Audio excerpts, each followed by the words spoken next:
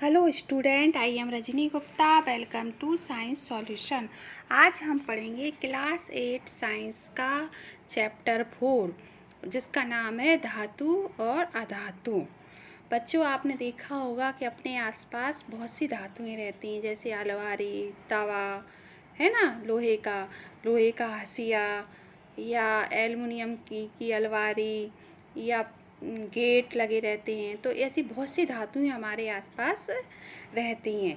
प्रकृति में कम से कम 114 धातुएं हैं जो अपने पूरी प्रकृति में हैं, जो अभी तक खोज हो गई है, जिनकी 114 धातुएं। 114 में से जो जो पूरी नेचुरल एलिमेंट है 114 में से बच्चों 70 क्या है, धातु हैं, है ना बच्चों। 70 क्या है, धातु। और जो 22 है अधातु। धातु का चैप्टर 70 तो है धातु और 22 है अधातु। अब इसके अलावा अब कितनी बची, ये कितनी हो गई अपनी 92। अब अपनी 22 और बची हैं। तो 22 बची हैं उनमें से क्या है, 10 तो ठोस रूप में, जो 10 हैं अब बची अपनी 22।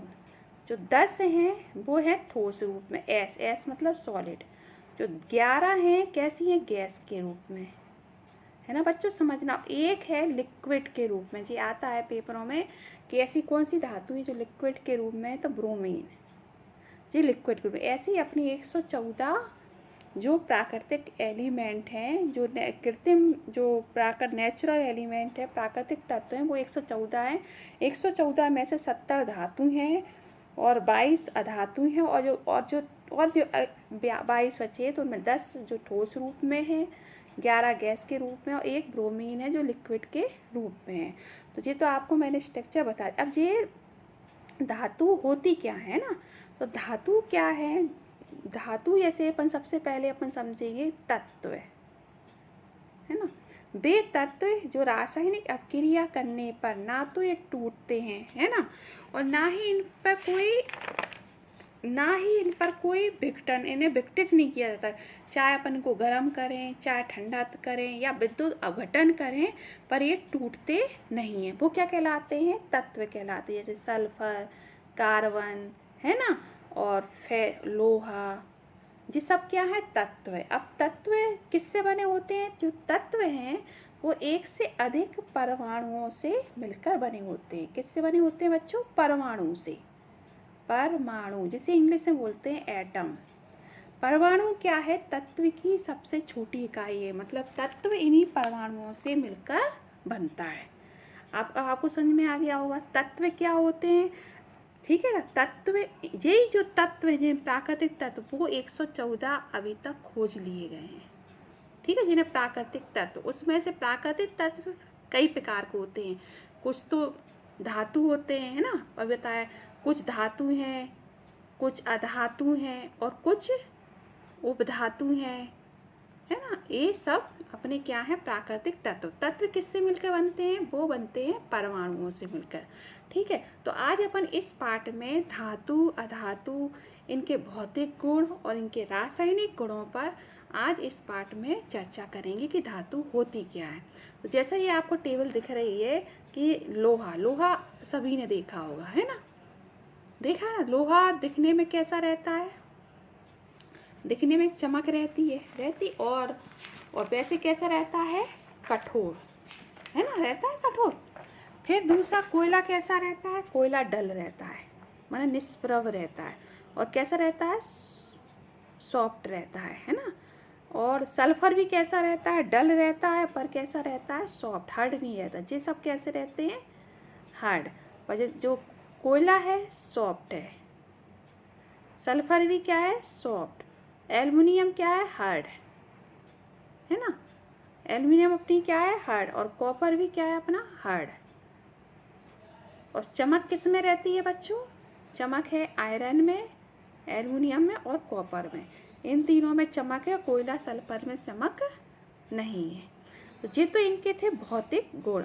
एक और भौतिक गुणों की इनकी तुलना करते हैं। इनमें क्या होता है, जैसे आघातवर्धनता, पहला गुण है आघातवर्धनता। ये पेपरों में बहुत आता है कि आघातवर्धनता क्या होती है, तो इसको समझ लो आप। आघातवर्धनता, जो आघातवर्धनता मतलब जो पीट कर चादर में बदल जाए, जो धातु पीट कर चादर में बदल जाए वो आघातवर्धनता का गुण होता है। अब लोहे को अपन पीटेंगे तो इसके आकार में होगा कि टूट जाएगी, तो ये इसका आकार चेंज होगा, मतलब चपटा होगा। कोयले का टुकड़ा, टुकड़े हो जाएंगे टुकड़े, इसके क्या हो जाएंगे, टुकड़े हो जाएंगे। एल्युमिनियम तार, हाँ चपटा होगा।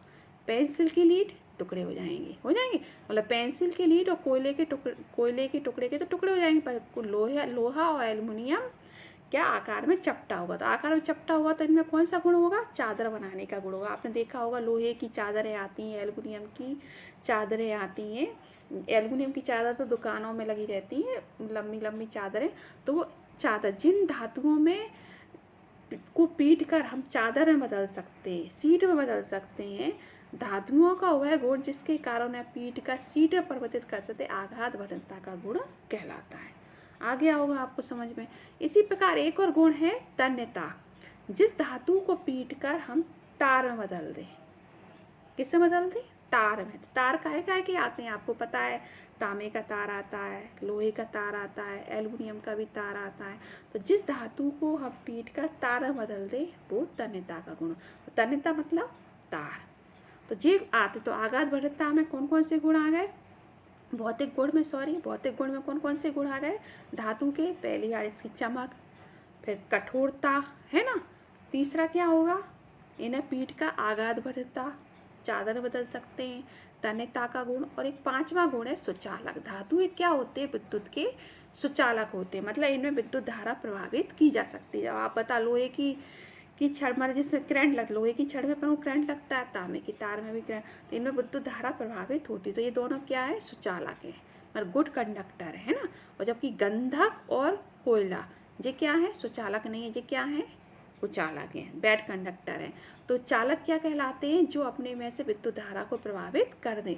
मतलब जो, जैसे बल्ब लगाए, अगर अपने लोहे की कील लगाइए तो ये बल्ब चालू हो गया। अगर लोहे की कील की जगह हम प्लास्टिक या लकड़ी की लगाएं तो ये बल्ब चालू होगा, नहीं होगा। तो चालक वही पदार्थ कहलाते हैं जिससे विद्युत धारा प्रभावित हो जाए। फिर अगला पॉइंट है ध्वनिक। इनका एक भौतिक गुण का, कुछ धातुएं गायन ध्वनियाँ उत्पन्न करती हैं, ध्वनिक कहलाती हैं, है ना। तो कुछ धातु को अगर हम बजाते हैं तो ध्वनि निकलती है, तो वो क्या कहलाती है, ध्वनिक कहलाती है। क्या कहलाती है बच्चों, ध्वनिक। ठीक है। तो इसी प्रकार धातुओं के अपन ने कौन कौन से गुण पढ़ लिए भौतिक। सबसे पहले ये कठोर होते हैं, है ना, फिर चमकीले होते हैं, आघातवर्धनता, तन्यता, ध्वनिक, ऊष्मा, विद्युत के सुचालक। इसके विपरीत अपने और धातुओं के उदाहरण कौन कौन से, iron, copper, aluminium, calcium, magnesium. अब इनके एक संकेत होते हैं बच्चों, Fe को, जैसे अपन आयरन को किससे प्रकट करते हैं, Fe से। ये संकेत है, प्रतीक चिन्ह है, जी आप आगे की क्लास में पढ़ोगे। कॉपर को Cu से, एल्युमिनियम को Al से, मतलब शॉर्ट फॉर्म जिसको बोलते हैं कि एल्युमिनियम को अपन इससे प्रदर्शित करते हैं, कैल्शियम को Ca से, मैग्नीशियम को Mg से। ये इनके प्रतीक चिन्ह है, इनके द्वारा अपन इनको प्रकट करते हो। ये सब हैं क्या, तत्व हैं। ठीक है बच्चों। इसी प्रकार अधातु इससे विपरीत होता है। कैसा होता है धातु, ये दिखने में मलिन होते हैं, हथौड़े की हल्की चोट से टूट जाएंगे, ध्वनिक नहीं होंगे और कुचालक होंगे। ये सब क्या कहलाते, अधातु कहलाते। जैसे सल्फर को S से, कार्बन को C से, ऑक्सीजन को O को और फास्फोरस को F से। ये इससे प्रकट इनको प्रदर्शित अपन करते। तो ये अंतर आता है कि धातु अधातुओं में क्या अंतर होते हैं।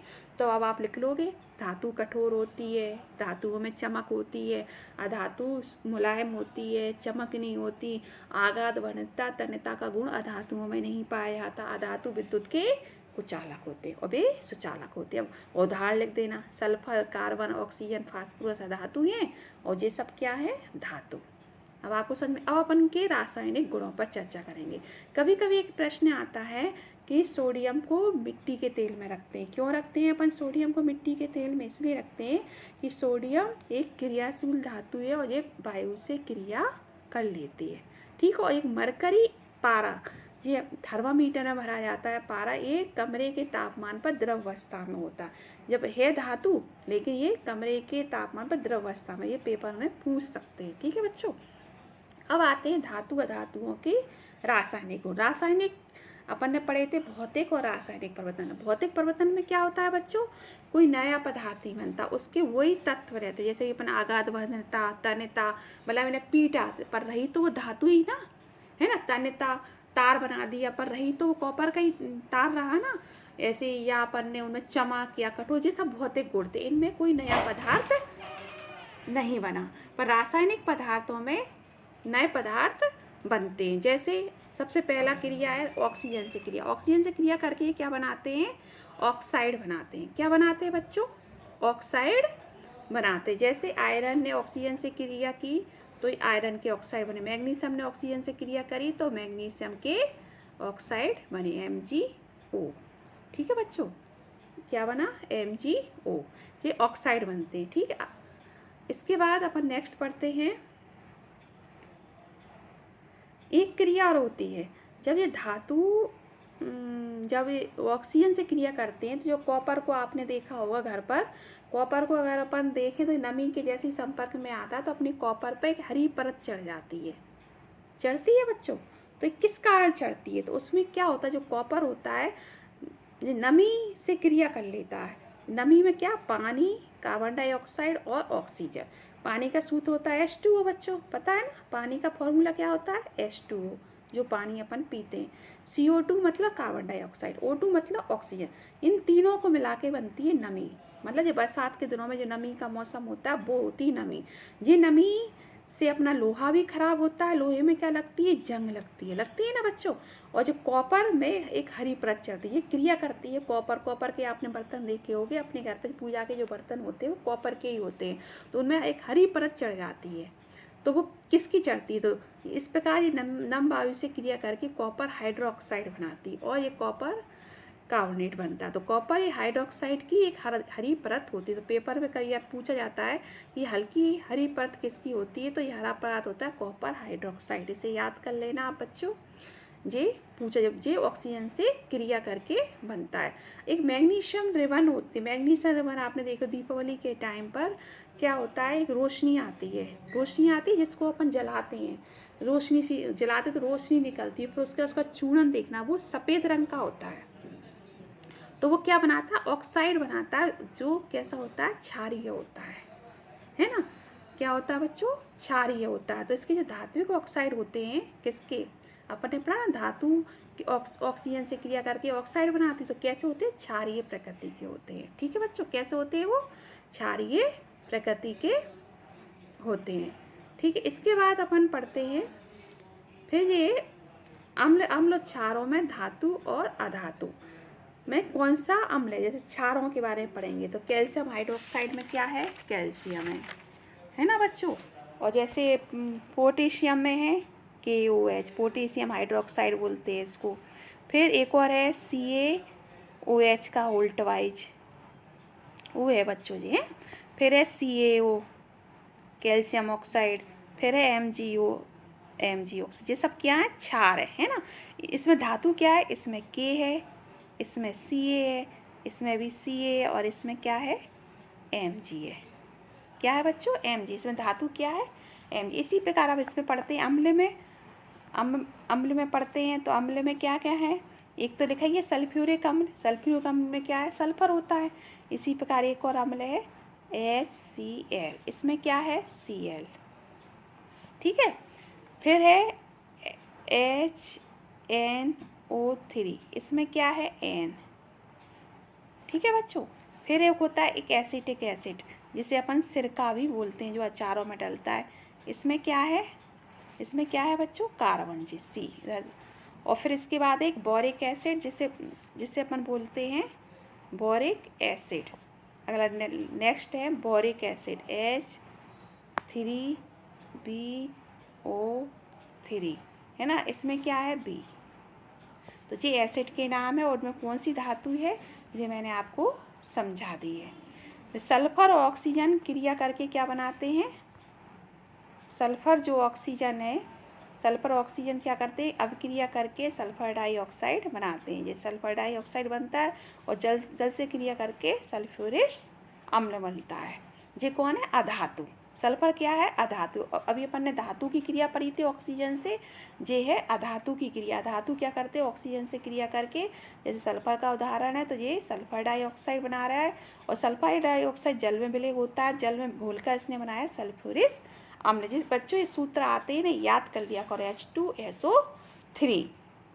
अब पढ़ते हैं धातुओं की जल के साथ क्रिया। धातु जल के साथ क्रिया करके क्या करते हैं, सोडियम जल के साथ तीव्र क्रिया करता है, जबकि कुछ अन्य धातु नहीं करते। आयरन जल से कैसी करता है, धीमी क्रिया करता है ना। और जबकि उदाहरण के लिए जो फास्फोरस क्या है, अधातु है, इसको अपन खुला नहीं छोड़ सकते, तो इसे अपन काय में रखते हैं, जल में रखा। फास्फोरस वायुमंडलीय ऑक्सीजन के संपर्क में ना हो, इसलिए इसे अपन जल। पेपर में प्रश्न आता है कि फास्फोरस को पानी में क्यों रखा जाता है, तो फास्फोरस क्या है, अधातु है बच्चों। क्या है जी, अधातु है। जबकि अपन ने क्या पढ़ा था, सभी धातुएं क्रियाशील होती है, जबकि एक फास्फोरस एक अपवाद है, ये सक्रिय अधातु है। ये इसे खुला छोड़ेंगे तो जल्दी क्रिया कर लेगा, इसलिए इसे अपन जल में रखते हैं। और अपन ने अभी पढ़ा था सोडियम को किस में रखते हैं, मिट्टी के तेल में रखते हैं, क्योंकि ये भी वायुमंडल से जल्दी क्रिया कर लेता है। ठीक है बच्चों, जल से क्रिया। इसके बाद अपन पढ़ेंगे अम्लों से क्रिया। तीसरा पॉइंट क्या है, अम्लों से क्रिया। धातु अम्ल से क्रिया करके हाइड्रोजन गैस निकालते हैं। क्या निकालते हैं, हाइड्रोजन गैस। जबकि जो अधातु होते हैं वो अम्लों से क्रिया नहीं करते। ठीक है बच्चों, वो क्या, अम्लों से क्रिया नहीं करते। ये अधातु अम्लों से क्रिया नहीं कर, जबकि धातु अम्लों से क्रिया करके हाइड्रोजन गैस उत्पन्न करते। जो हाइड्रोजन गैस निकलती पॉप ध्वनि के साथ जलती। प्रश्न आया था पिछली बार पेपरों में कि पॉप ध्वनि के साथ कौन सी गैस जलती है, तो वो हाइड्रोजन गैस जलती है। ये वाला प्रश्न बहुत आता है कि पॉप ध्वनि में कौन सी गैस होती है, वो होती है हाइड्रोजन गैस होती है। ठीक है बच्चों, अब इस टेबल को समझते हैं। मैग्नीशियम क्या करेगी, थोड़ा इसको बड़ा कर देते हैं। मैग्नीशियम क्या करेगी, सामान्य ताप पर रिएक्शन करेगी, ठीक है, और गर्म करने पर बहुत रैपिड, मतलब बहुत तेज़ी से गति करेगी।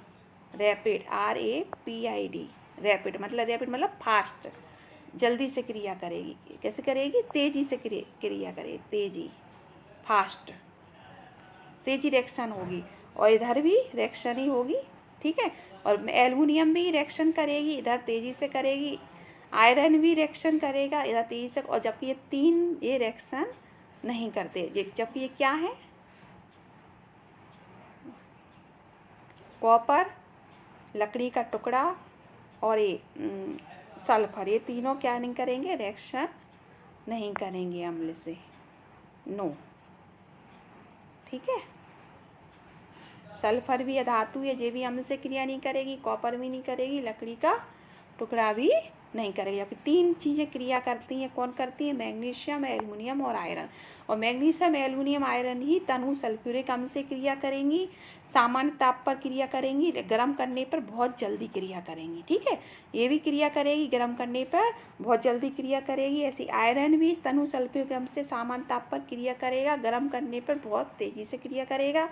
लेकिन कॉपर नहीं करेगा, लकड़ी का टुकड़ा भी नहीं करेगा, और इसके बाद नेक्स्ट सल्फर चूर्ण भी क्रिया नहीं करेगा H2SO4 से। ठीक है, फिर इसके बाद है क्षारों की अब क्रियाएँ। क्षारों का अपन ने पढ़ाई दिया कि क्षारें अम्ल से क्रिया नहीं करती। अब अपन एक क्रिया और पढ़ेंगे कि विस्थापन अभिक्रिया। जी बहुत आती है, विस्थापन अभिक्रिया क्या होती है। विस्थापन में क्या होता है, इसको एक उदाहरण से समझो। जैसे मान लो कोई एक मजबूत व्यक्ति है और एक दुबला पतला व्यक्ति है ना। अगर दुबला पतला व्यक्ति अगर बैठा है पहली सीट पर, है ना, और वो मजबूत व्यक्ति आएगा तो उसको हटा देगा और खुद बैठ जाएगा। बैठता है, स्कूलों में आपने देखा होगा, बस ऐसे ही इस क्रिया में विस्थापन क्रिया में क्या होता है, एक सक्रिय धातु आती है तो वो जो उससे कम सक्रिय धातु है उसको वो हटा देती है और अपना विलयन बना लेती है। जैसे मान लो अपन ये 5 बीकर दिख रहे हैं आपको, ये 5 बीकर। पहले बीकर में कॉपर सल्फेट का विलयन है, इसे अपन जिंक का टुकड़ा डालेंगे, ठीक है। दूसरे में भी कॉपर सल्फेट, इसमें लोहे की कील डालेंगे। तीसरे में जो विलयन है वो जिंक सल्फेट का, इसमें तांबे की छीलन डालेंगे।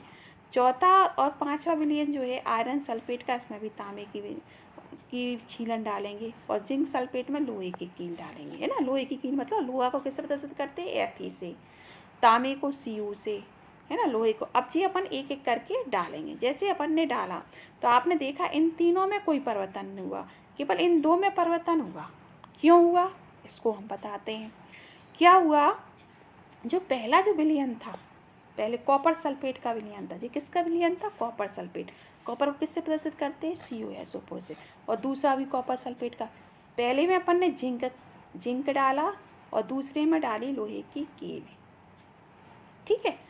ये दोनों विलयनों में परिवर्तन हुआ। जिंक वाला विलयन कैसा हो गया, कैसा हुआ जी, दोनों विलयनों में परिवर्तन हुआ। जी हरा हो गया, ये भी जिंक जैसे कलर का हो गया। क्यों अंतर हुआ, इसलिए हुआ कि जो जिंक जो है कॉपर से अधिक क्रियाशील धातु है और लोहा भी कॉपर से अधिक क्रियाशील धातु है ना। इसलिए इसने कॉपर को हटा दिया और खुद उस विलयन में मिल गया, ठीक है। इन तीनों में क्या हुआ, इन तीनों में देखो काय का विलयन है, तीसरे में जिंक सल्फेट का विलयन है। तभी अपन ने पढ़ा था जिंक सल्फेट कॉपर से ज़्यादा, अपन तांबे की छीलन डाली। अब पता ही चल गया कि जिंक ज़्यादा तेज हो, जिंक ज़्यादा एक्टिव क्रियाशील धातु से, इसलिए कोई फर्क नहीं पड़ा। आयरन सल्फेट में भी देखा FeSO4 का गोला ये ज़्यादा एक्टिव है, तभी तो इसका रंग बदला, इसलिए इस पर भी कोई असर नहीं पड़ा। और जो नेक्स्ट लास्ट वाला था जो जिंक सल्फेट में लोहे की कील, अब इसमें देखो आप, ये जिंक सल्फेट है और Fe, मतलब जी अपन को ये तो पता चल गया कि जिंक और लोहा है ना, ये दोनों किससे तेज है, कॉपर से तेज है, कॉपर से ज़्यादा एक्टिव हैं। अब लेकिन ये नहीं पता कि इन दोनों में कौन एक्टिव है। तो इन दोनों में जैसे जिंक सल्फेट में हमने लोहे की कील डाली तो इस पर कोई प्रभाव नहीं पड़ा। तो मतलब इससे क्या फ़र्क पड़ता है, जिंक सबसे ज़्यादा शक्तिशाली है ना, सबसे ज़्यादा एक्टिव पदार्थ है। अब आपको समझ में आ गया होगा। तो अगर कोई कभी पेपर में क्रम आता है, ऐसे पूछ सकते हैं कि जिंक ने कॉपर जिंक को क्यों नहीं हटा पाया, या इनका क्रियाशीलता का क्रम लिखो। तो क्रियाशीलता का क्रम क्या होगा जी, बिल्कुल याद कर लेना बच्चों। सबसे ज़्यादा एक्टिव है Zn, है ना, फिर आएगा Fe, फिर आएगा Cu। ये इनका क्रम है, सबसे ज़्यादा एक्टिव Zn, फिर Fe, फिर Cu से ये दोनों Cu को हटा सकते हैं।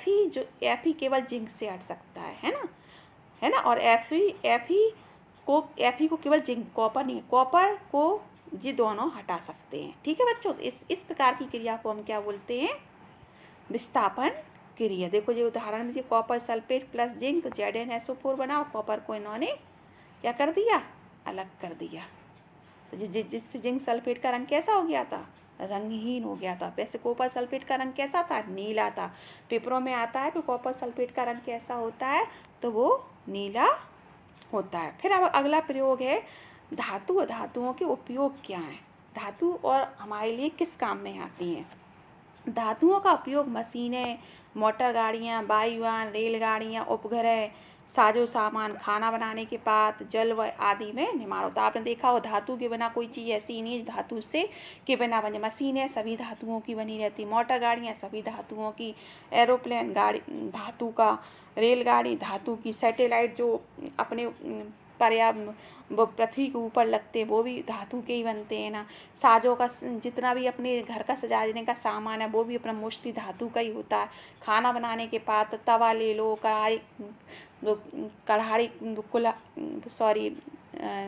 कढ़ाई ले लो, सब धातु की बनी होती है ना। तो धातु हमारे जीवन में बहुत महत्वपूर्ण। इसी प्रकार अधातु भी हमारे जीवन के लिए बहुत आवश्यक है। अधातु क्या होती है, सजीव श्वसन के लिए जरूरी, क्योंकि सजीव श्वसन में क्या है, O2 जो हम सांस के रूप में लेते हैं वो क्या है, अपनी अधातु है, ठीक है। अधातु उर्वरकों में पौधों की वृद्धि में भी आवश्यक है। उर्वरकों पौधों की वृद्धि में जैसे नाइट्रोजन जी गैस है ना, और अधातु का प्रयोग जल शुद्धिकरण में भी किया जाता है। अधातु का एक बैंगनी रंग का विलयन एंटीबायोटिक घावों में लगता है, फटाकों में भी जो प्रयुक्त होता है वो भी क्या होती है, अपनी अधातु होती है। तो ये धातुओं के प्रयोग भी आते हैं, तो बच्चों ये भी आप समझ लेना, आप समझ में तो आ गया होगा। अब अगला है, पौधों में मैग्नीशियम किस रूप में पाया जाता है? तो किस रूप में पाया जाता है बच्चों? पौधों में जो मैग्नीशियम पाया जाता है हरी पत्तेदार सब्जियों में पाया जाता है। मेरे शरीर में आयरन की कमी बताई, तो आयरन कहाँ है?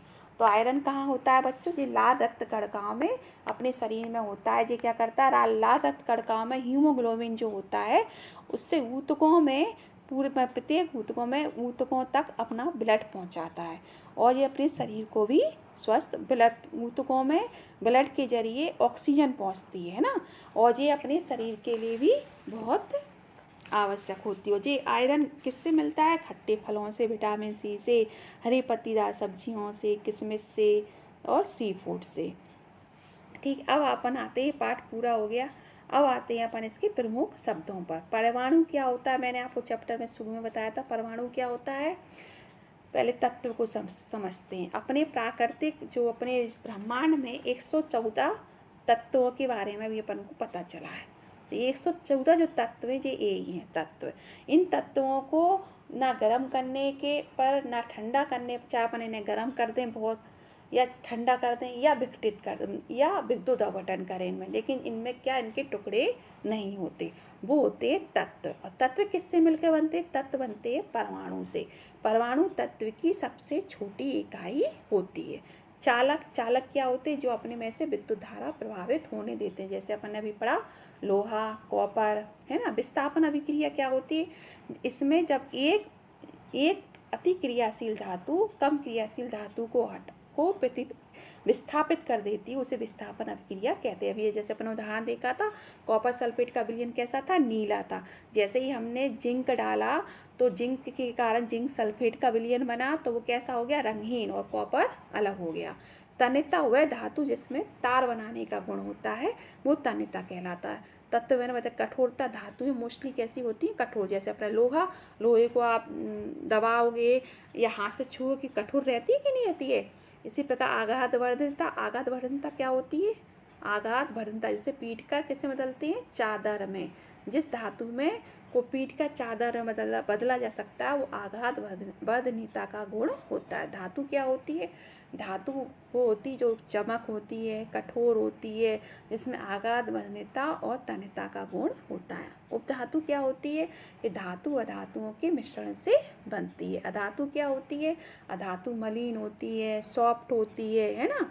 ये विद्युत की कुचालक होती है, इसमें आघात वर्धनीयता तन्यता का गुण नहीं होता। ध्वनिक क्या होता? जो धातु बजाने पर ध्वनि उत्पन्न करे, वह ध्वनिक होती है। आज ये चैप्टर पूरा हो गया। आपको ये चैप्टर अच्छी तरह से समझ में आ गया होगा।